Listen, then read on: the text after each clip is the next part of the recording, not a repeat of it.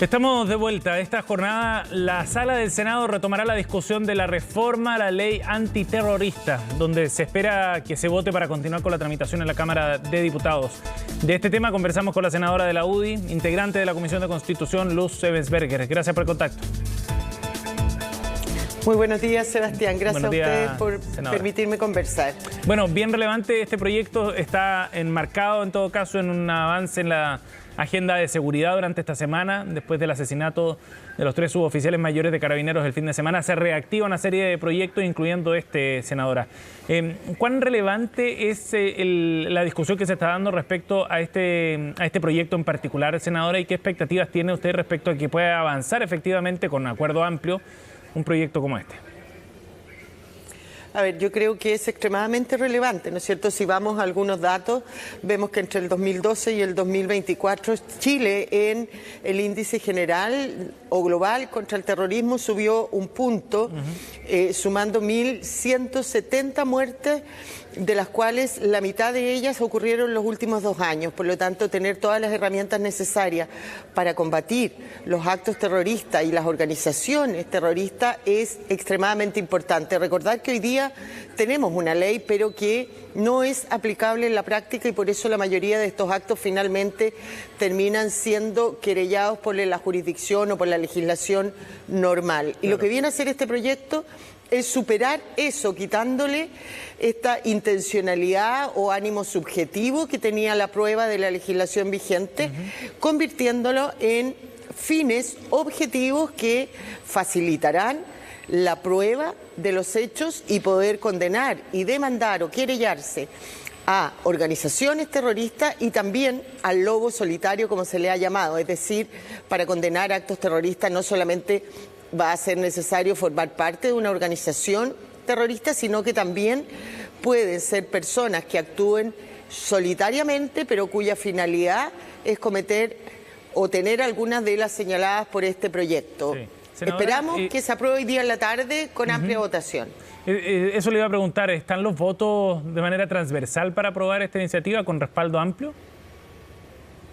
Yo creo que sí, eso lo ha demostrado tanto la tramitación de esta ley en la Comisión de Seguridad del Senado como en el día martes en la Comisión de Constitución. Fue aprobada con amplia mayoría, muchos de sus artículos en forma unánime. Yo le diría que son los menos los que se aprobaron por mayoría. Al igual que de la Comisión de Seguridad, este proyecto venía aprobado unánimemente. Así que yo espero que tenga un respaldo amplio hoy día en la sala y espero también que, despachado por el Senado, ¿no es cierto?, se le dé la urgencia, que el gobierno se la ponga, ojalá discusión inmediata en la Cámara de Diputados y que la Cámara actúe en consecuencia.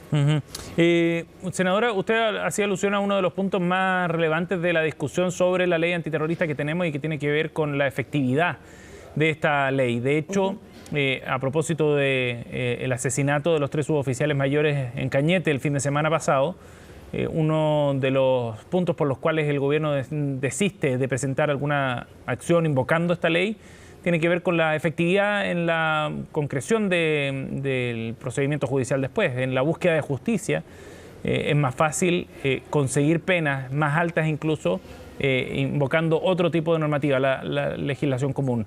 ¿Ese problema queda resuelto, cree usted? ¿Se genera una normativa que no inhiba a su uso por las características que tiene? Yo creo que sí, que este proyecto aprobado en Constitución efectivamente termina con el conocido y llamado dolo terrorista, que era un hecho subjetivo que había que probar o que hay que probar en la legislación actual, y lo convierte en 5 finalidades, es decir, que el acto cometido tenga alguna de las finalidades o la aptitud para causar temor, para desestabilizar a las instituciones democráticas, para inhibir o permitir, ¿no es cierto?, afectar alguna decisión de autoridades, producir desmoralización en parte de la población civil o temor generalizado también en toda ella. Entonces hay 5 nuevas finalidades que son objetivas, que va a ser fácilmente probable en los tribunales, y terminando así con este dolo terrorista, que era lo que hacía inaplicable, o que es lo que hace hasta el día de hoy inaplicable la ley terrorista actual. Senadora, desde el punto de vista de la investigación, ¿qué técnicas son las que contempla esta ley que permitirá mejorar el trabajo, ya sea del Ministerio Público o de las policías, para poder combatir este tipo de delitos? Bueno, contiene un catálogo importante de medidas intrusivas, ¿no es cierto? La interceptación telefónica, los agentes encubiertos.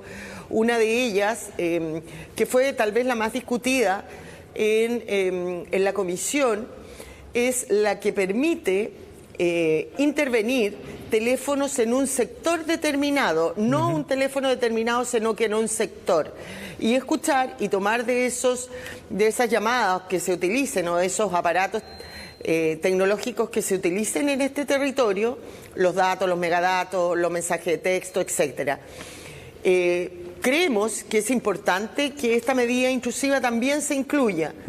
Así se hizo, se aprobó esta norma por mayoría, pero la norma tiene, ¿no es cierto?, por ser altamente intrusiva, requiere autorización judicial, claro. Requiere también que cuando se autorice se señale por el juez o por el Ministerio Público qué se va a hacer, en cuánto tiempo van a desaparecer y cómo se van a archivar aquellos datos que no conducen a la investigación del acto terrorista. El Ejecutivo, además, se comprometió a, en el segundo trámite en la Cámara, poner alguna otra norma que de alguna manera resguarde un poco más a aquellas personas que con esta técnica intrusiva se vean afectados y que no sean parte de la investigación. Ajá. Senadora, ¿y esto conversa, este proyecto, me refiero, con otros que están en curso? O sea, la ley de inteligencia, por ejemplo, uno supone que debe haber un trabajo, digamos, de inteligencia al momento de enfrentar organizaciones terroristas o actos de este tipo. ¿Cómo se complementan las dos normativas? Yo espero que así sea, ¿no es cierto? Hoy día depende de lo que pase hoy en la tarde y luego en la Cámara. Sí. Claramente toda esta nueva normativa que estamos sacando tiene que conversar entre ellas. Por lo pronto, el proyecto de ley antiterrorista que aprobamos nosotros conversa también con algunas normas de la ley contra el crimen organizado que ya aprobamos.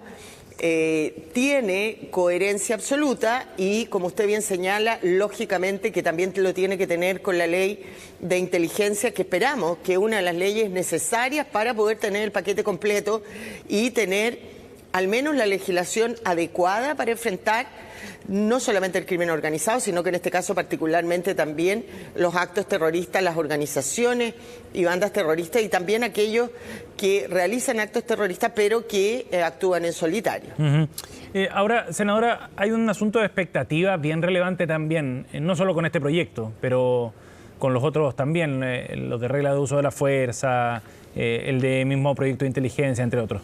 Expectativa me refiero de la ciudadanía sobre cómo esto va a impactar en el escenario de seguridad que estamos viviendo. ¿Qué cree usted que va a pasar con esta ley antiterrorista si es que efectivamente se despacha con las características que tiene? ¿Qué efecto concreto va a generar esto? ¿Va a tener un impacto a corto plazo? Esperemos que sí. Como usted bien señala, ¿no es cierto?, no basta una ley por sí mismo.